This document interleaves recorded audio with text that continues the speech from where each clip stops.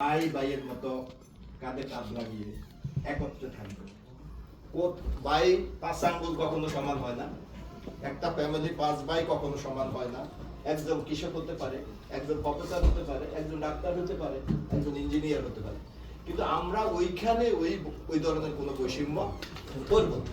আমরা চেষ্টা করব সবাইকে নিয়ে একত্রে চলার, এবং বাপের সম্পদ যেরকম প্রতিটি ভাইয়ের অধিকার থাকে, প্রতিটি বোনের অধিকার থাকে, বাকডিসির মধ্যেও যারা থাকবেন তারা সকলের অধিকার থাকবে পদ পদবীর জন্য চাওয়া বলা। কিন্তু এটার জন্য যে অনেক সংগঠনের মতো আমরা গ্রুপিং করব, এটা যেন না করি। আমরা প্রয়োজনে আজকে যে সভাপতি হবে, আগামীতে আমরা আরেকজনের কাছে বাপের সম্পত্তির জন্য তো ভাগাভাগি করে কি করে, তারা নিজেদের মধ্যে ভাইদের মধ্যে বসে আলোচনা করে। আমরা এখানে এই সংগঠনটা করার প্রধান উদ্দেশ্য ছিল, কারণ এখানে একটা প্রবাদ আছে, যেখানে তিনজন বাংলাদেশি থাকে, যদি কথাটা বলা ঠিক না, ওখানে চারটা গ্রুপ হয়ে যায়। কিন্তু আমি আপনাদেরকে কোনো ধন্যবাদ দিয়ে শেষ করার কোনো উপায় নাই। এই সংগঠনটি আমরা পরম করছি 2015 সালে, আজকে 2026 সাল।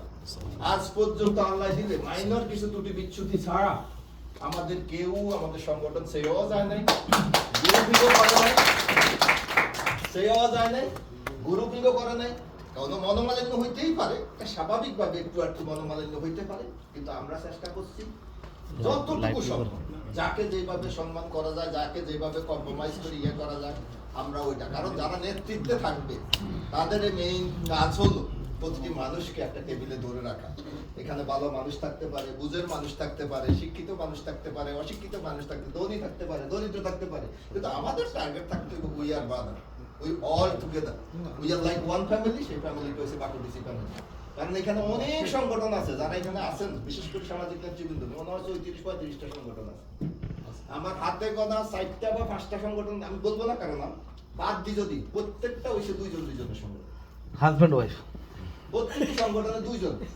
কি কইছি বুঝছেন কিনা? 35-36টা সংগঠন আছে, 5-6টা সংগঠন এরকম আমাদের মতো কমিউনিটির মানব বান্ধব এবং সিনসিয়ারলি সব। এবং আমাদের একজন লোক আমাদের একটা অনুষ্ঠানের পর, আমাদের অনুষ্ঠানের প্রোগ্রামের পর আমাদের একটা আলোচনা করছি, আমরা হিসাব কিতাব দিয়ে। এক ভদ্রলোক আমাদের সংগঠনের নেতা বললো যে আগে অন্য সংগঠন করতাম, প্রোগ্রাম শেষ করি যখন আবার আসি বসতাম, আবার টাকা চাইতো আমাদের কাছে।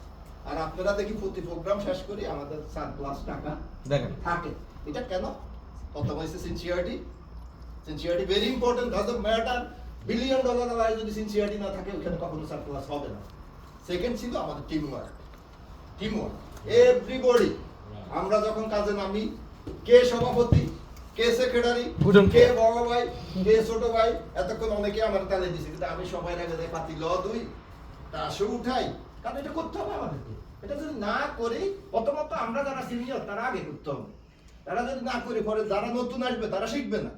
তাহলে আমাদের থেকেই ওদেরকেও শিখতে হবে যে কমিউনিটি সার্ভিস কিভাবে করতে হয়, কমিউনিটিকে কিভাবে আলিঙ্গন করে রাখতে হয়। এটা করতে হলে আমাদের প্রত্যেককেই কমিউনিটির মানুষের পাশে দায়িত্ব নিয়ে আমাদেরকে কাজগুলো করতে হবে।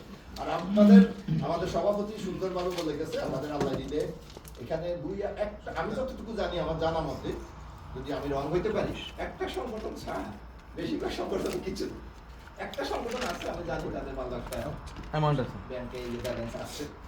আর আল্লাহ দিলে আমরা অনেক পরে শুরু করছি, ধরেন আজ থেকে 10 বছর আগে আমরা তো আরো ইয়ং ছিলাম, আরো ছোট ছিলাম অনেক, কিন্তু কমিউনিটির টিমরা আমাদেরকে উঠতে দিতে চায়।